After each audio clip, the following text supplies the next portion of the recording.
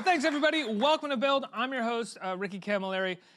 This is great. We've got someone that's really amazing here. Last year, television audiences flipped for a hit woman with an incredible sense of style and flamboyant sense of humor. Our next guest, Jodie Comer, created an iconic character with Villanelle, and her and co-star Sandro are back for season 2 of Killing Eve, and it is fantastic. Let's take a look. Sometimes when you love someone, you will do crazy things. It's oh so cool. Why are you and Villanelle so interested in each other? It's oh so She's instinctive, and it's flamboyant. and so peaceful. Wow, you look amazing. Can I take a picture of you for my Instagram? No, of course not. Get a real life. If she's alive, you need to find her.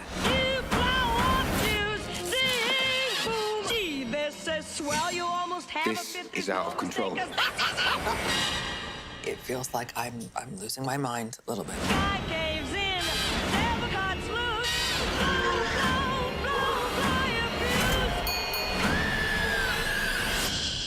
Any ideas where she might have gone? Any feelings? No feelings. Cross your heart and hope to die. Everybody, please put your hands together for the amazing, incredible Villanelle, Jodie Comer. Thank you. Hi. Thank you Hello. so much for being here. Thanks for having me back. Oh, congratulations. This is incredible. Last time you were here, I think the show had maybe just premiered or was maybe like a few episodes in. Yeah, maybe it was the first episode. Yeah, and like it had gotten pretty good reviews, but by the end of the first season, it had completely blown up, and anybody who likes television had totally flipped for the show. What was it like watching that happen? Well, I think it surprised us all. I mean, we all had confidence within the scripts and the cast and crew, but you just cannot guess how a show's going to go down. So it's been incredible to just like live in this moment and celebrate it. Yeah. You know, how much do you love playing this character, first and foremost? Probably too much. Too much. Yeah. I mean, if there is such a thing as too much, I don't know. Every actor likes playing a villain in some way because they get to sort of do all the things that you're not allowed to do in reality. But you are so good in this part. And you have created what I think is an iconic television character.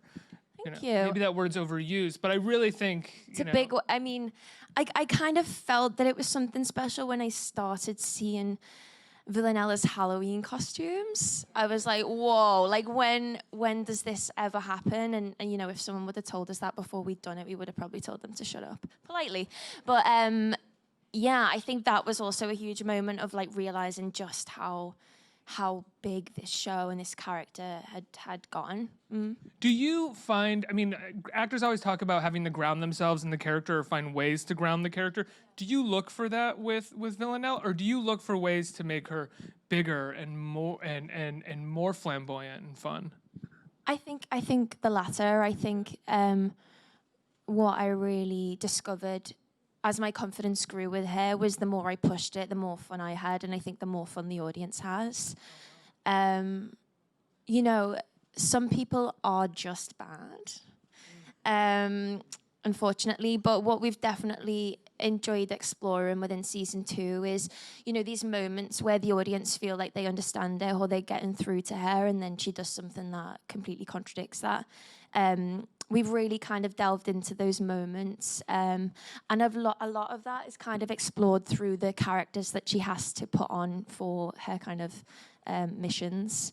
So that's been a really exciting part of series 2. Well, you see, even in the first, I don't want to give anything away, even in the first 2 episodes that I've seen, is by putting Villanelle in a situation where she is in peril. No matter how villainous she is, you root for her because she's kind of our anti-hero and kind of our main character. And as long as we're with her and she's smarter than the person that's against her, we'll watch her kill anybody. Yeah, I think so. But I also think, like, series 2, we see her, like, so vulnerable. Like, a different vulnerability, like, especially physically. Like, she definitely fears for her life, and I think her life is very much in danger, and it's the lengths and extent she will go to. You know, the people that she uses along the way to make sure that is salvaged. Are you guys done shooting series 2? Yeah, All set? yeah, How we long finished ago? it in December. Yeah. So you've had this story. You've sat on the entire story now of series 2 for about what, like 5 months? My maths is terrible. Yes. Well, no, I mean I don't mean like getting the script. Oh, sorry. If we're going to December, was like- then my math might be terrible too. But I think it's actually right. 5 months. And I'm proud. Yeah, a long I'm a time. little proud. But the thing with series 2 as well, we didn't really know where the story was going the way through. All the way through, it was kind of every script was kind of a surprise. Oh wow. But I find a lot of people I speak to don't really want to know any secrets. Mm-hmm. Everyone, especially my dad. My dad's like, because I say to my dad, I've got the scripts there. Like, if you want to read them, and he's like, no. Like, I want to wait and see. Wait, what does your dad think of the show? He loves it. He's Yeah. watched it like 16 times. Like I often walk in the living room and he's watching it again, and I'm like, Dad. But I love him for that. Like His home movies are you playing a psycho. yeah, he really enjoyed Killing Eve, like the whole tone of the show, and just I think ultimately, the show doesn't have this big message. It's for people to have fun with, and hopefully that's.